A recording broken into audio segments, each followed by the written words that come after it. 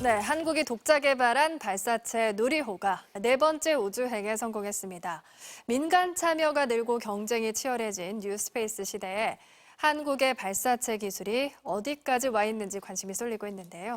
장영근 한국국가전략연구원 미사일센터장과 자세히 짚어보도록 하겠습니다. 네, 센터장님 네, 안녕하십니까? 안녕하십니까? 네, 네. 누리호 4차 발사 성공을 했습니다. 어떻게 보셨습니까? 네, 뭐 이번이 네 번째인데요. 네. 그동안 뭐 처음엔 실패를 한 적도 있었지만 그리고 이제 네 번 정도 쏘면은 점점 우리가 신뢰성을 확보하는 거니까요. 그래서 네. 아마 성공적으로 발사를 해서 분리를 해서 아마 오늘 새벽 1시 55분쯤에 그 이제 발사 성공을 선언한 것 같습니다. 네. 이번 발사에서 가장 눈여겨볼 점은 뭐였다고 생각을 하십니까? 뭐 가장 그 중요한 거는 뭐 지금 좀 아까 말씀하신 대로 현재는 옛날에 그 국가 주도의 올드 스페이스를 하는 우주 개발 시대에서 현재는 이제 민간이 주도해서 하는 뉴 스페이스대로 네. 바뀌었습니다. 그 얘기 무슨 얘기냐면 우주가 옛날 그 올드 스페이스 시대에는 그냥 국가 주도의 어떤 그 이제 국가의 체면 그리고 어떤 국위 선양을 위해서 하는 우주 개발이었다 그러면 지금은 현재는 경제적 임팩트를 갖는 그러니까 돈이 되는 산업이다. 그래서 이제 그런 것들에 대한 시작점이었다 이렇게 말씀드릴 수가 있습니다. 네, 이번 발사는 민관이 함께하는 첫 시도였죠? 네네네. 뭐 쉽게 얘기하면 그 스페이스X가 일론 머스크가 결국 나사의 지원을 받아서 팔콘 9이라는 재사용 엔진을 사용하는 발사체를 개발했죠. 네. 그래서 올해만도 약 한 180회 정도 지금 발사할 예정이에요. 네. 그 얘기 무슨 얘기냐면 이틀에 한 번 정도 쏘는 거죠. 우리는 사실은 3차 발사하고 이번 4차 발사가 2년 반 만에 쏘니까 결국은 이제 미국은 결국 이제 우주 산업화, 그러니까 발사 서비스 산업화가 완전히 되고 있는 거고요. 네. 우리는 아직은 그 부분에서는 좀 거리가 좀 있는 거죠. 네. 네네. 우리도 미래에는 이렇게 미국처럼 될까요? 결국은 그렇게 되죠. 우리가 결국은 과학기술이 연구 개발을 한다는 얘기는 곧 산업화를 해서 결국 경제적 효과를 누려야 된다. 이런 것이 이제 중요한 거고요. 결국 네. 뉴스페이스 시대에서는 대부분 다 이제 우주 산업이 이제 제대로 발전해서 우리가 이것이 하나의 산업으로서 정착을 해야 된다. 그리고 이번 발사는 그렇게 민간 주도할 수 있는 그런 첫 번째 계기가 되는 거죠. 그래서 실제로 그동안의 국가 우주 개발 사업을 항공우주연구원이 이제 주도를 했었는데 네. 그래서 항공우주연구원에서 각종 뭐 설계, 제작, 조립, 시험 기술, 그다음에 발사 운영 기술을 전체 다 민간에 이양을 하는 그런 첫 번째 이제 시작점이라고 볼 수 있습니다. 네. 이 3차 발사 때와 어떤 점이 좀 달라졌는지 그것도 좀 궁금하거든요. 뭐 가장 달라진 거는 이전에는 뭐 대부분 다 항우연 주도로 했고요. 네. 그 당시에도 사실은 이제 그 전체 발사체는 1단, 2단, 3단 엔진 추진 시스템을 모아놓은 겁니다. 그리고 거기에 이제 페어링 내에 이제 인공위성을 실는 거죠. 네. 뭐 이런 부분에서 예전에는 대부분 다 항우연이 했고 전체적으로 업체를 이용해서 조립은 했어요. 왜냐하면 기능공이 필요하니까.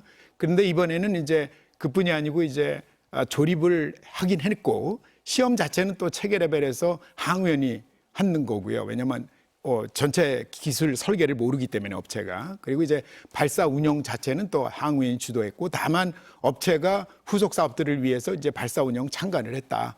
그래서 이제 서서히 기술 이전이 필요하다. 이제 아쉬운 거는 궁극적으로 전체 발사체 체계 설계 기술들이 이전이 돼야 되는데 아직 그 부분은 아직은 안 돼 있는 거죠. 네. 네. 이번 발사는 야간에 또 진행이 됐습니다. 이렇게 진행한 특별한 이유가 있을까요? 우선 이번 발사는 그 차세대 중형위성이 주탑재 위성으로 올라가 있고요. 그다음에 이제 부탑재 위성으로 한 12개의 큐브셋이라고 아주 소형위성입니다. 대부분 다 큐브셋이 12개가 한 작게는 한 3.3km에서 대부분 한 20km 정도 아주 작은 위성들이죠. 근데 주탑재 위성이 이제 핵심이고요. 주탑재 위성의 결국은 이제 임무가 보통 지금 이제 가지고 있는 차세대 중형위성 3호가 우주에서의 오로라 관측. 오로라는 뭐 많이 들어보셨을 거예요. 네. 북극이나 남극에서 보면은 이제 태양에서 몰려오는 뭐 전자라든가 양성자 이런 것들이 이제 실질적으로 지구 자기장과 이제 충돌해서 일종의 발광 형상을 해서 이렇게 뭐 녹색이든 이런 현상을 사진으로 보셨을 거예요. 네. 그런 오로라라든가 대기광, 그다음에 이제 우주 환경 이런 우주 자기장이라든가 이런 걸 이제 측정하는 센서들을 달고 있습니다. 그런데 이게 오로라 관측이라는 게 대부분 다 지구 관측에서 보면은 자정 전후에 오로라 활동이 제일 활발해요. 그리고 지구에서 보면은 이렇게 잘 보이려면은 우주는 검해야 되니까. 네. 그러다 보니까 이제 거의 이제 자정 시간에 북극에서 이제 관측을 할 수 있도록 그 시간을 조정하는 거죠. 그래서 이제 매일 이렇게 저궤도에 태양 동기 궤도를 돌면서 이제 그 시간을 맞춰주기 위해서 그 발사하는 시간이 12시 한 54분에서 새벽 1시 14분 정도로 이제 정해져 있었다는 거죠. 네. 네. 누리호에는 이 차세대 중형 위성 3호 방금 말씀하신 것 외에도 다양한 위성들이 실린 것으로 알고 있는데요. 네. 어떤 게 있습니까? 그러니까 뭐 지금 현재 보면 항공우주연구원이나 전자통신연구원 뭐 이런 데서 국책연구소에서도 어떤 국내에서 생산하는 그 인공위성 부품들의 그 우주에서 제대로 작동할 수 있는지를 보는 우주 인증을 위한 것도 있고요. 그다음에 이제 스타트업들이 뭐 예를 들어 자기들이 사업을 위해서 작은 위성들을 뭐 카메라로 올려서 검증하고 또 자기들이 사업을 위해서 시제품을 개발을 해서 올려서 이게 제일 제대로 작동하는지 확인하고 네. 그리고 뭐 심지어는 뭐 우주 신약 개발을 위한 거를 위해서 이런 그런 우주 신약 실험도 간단하게 할 수 있고요. 초보적으로. 네. 그래서 이런 것들이 종합 망라해서 대부분 다 이제 기술 검증 위성을 쌓았다. 그런 임무가 이제 주종을 이루는 거죠. 네. 네. 그런데 이 로켓 발사를 성공을 했습니다. 근데 이게 우주 공간으로 갔다고 해서 또 성공은 아니라고 들었는데요. 이 성공 여부를 판단하는 좀 기준이 있습니다. 예, 그 이제 실제로 우리가 보통은 이제 인공위성이 이제 로켓이 인공위성을 우주 궤도, 우리가 원하는 궤도가 지금 600km 고도의 태양 동기 궤도라는 겁니다. 그러니까 태양 동기 궤도라는 건 이제 항상 인공위성 궤도와 태양이 비치는 각도가 일정한 거를 의미를 하는데요. 그래서 여기에 올라가서 다 분리를 해서 1, 2, 3단이 얘가 그 계속해서 지구를 선회하려면 결국은 이제 그 마지막 그 얘가 회전 속도가 선회 속도가 있어요. 그게 한 7.5km 정도 되는데요. 초당 한 7.5km. 그 정도의 속도를 얻으면 이제 발사는 성공적으로 끝난 겁니다. 네. 그다음에는 이제 진짜 성공 여부는 이제 인공위성이 지상과 교신을 통해서 그래서 이제 데이터를 제대로 받고 그리고 명령을 보낼 수 있고 이런 것들이 확인이 돼야 되는 거죠. 그러면 이제 인공위성까지 성공했다 이렇게 보는 거죠. 네. 네, 누리호 발상을 성공을 했는데 이 다음 단계는 그러면 센터장님 보시기에는 어떤 거라고 보십니까? 사실 핵심은 이제 누리호 발사체가 소모성 발사체입니다. 그러니까 이제 이게 지금 현재 한 번 쏘는데 1,000억 원 이상이 들어요. 네. 그러니까 이제 킬로그램당으로 따지면은 어느 정도 비용이 드냐면 약 한 2만 6, 7천 달러 이 정도 듭니다. 근데 사실은 스페이스X의 팔콘 9 같은 경우는 한 2,700, 800달러밖에 안 들어요. 그것도 안 들어요, 실제로는요. 더 싸죠. 지금도 뭐 팔콘 9 발사체는 한 번 쏘는데 7천만 달러를 요구하는데요. 굉장히 큰 위성들을 많은 위성을 싣고 가죠. 네. 이제 이런 부분에서 아직은 우리가 이 소모성 발사체가 제대로 산업적 효과를 누릴 수가 없다.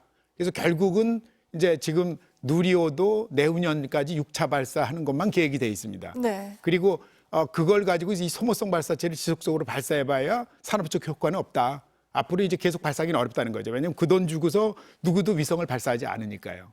이제 그거를 이제 삭제하기 위해서 우리가 그거를 이제 극복하기 위해서 해야 되는 것 중에 하나가 재사용 엔진을 사용한 발사체를 개발해야 된다. 뭐 이게 핵심입니다. 그래서 이제 이 부분도 아직 차세대 발사체를 우리가 32년에 발사 예정인 그 차세대 발사체를 항우연 주도로 개발을 시작을 했는데 이거를 이제 재사용 엔진을 사용한 발사체로 바꾸는 걸 지금 우주항공청하고 논의가 돼 있어요. 근데 이 부분이 아직 결론이 안 나서 그래서 애석하고요. 사실은 이제 빠른 속도로 이렇게 우리도 항우연 민간 다 합해서 이런 재사용 발사체를 개발해야 결국은 이제 산업화를 해서 국제 경쟁력이 있고 그리고 이제 발사 서비스를 이제 해외에서도 해외 인공위성을 쏴줘서 돈을 받는 그런 구조가 될 수 있다는 거죠. 네. 네. 더 드리고 싶은 질문이 많지만 시간 관계상 오늘 여기까지 듣겠습니다. 고맙습니다. 네, 감사합니다.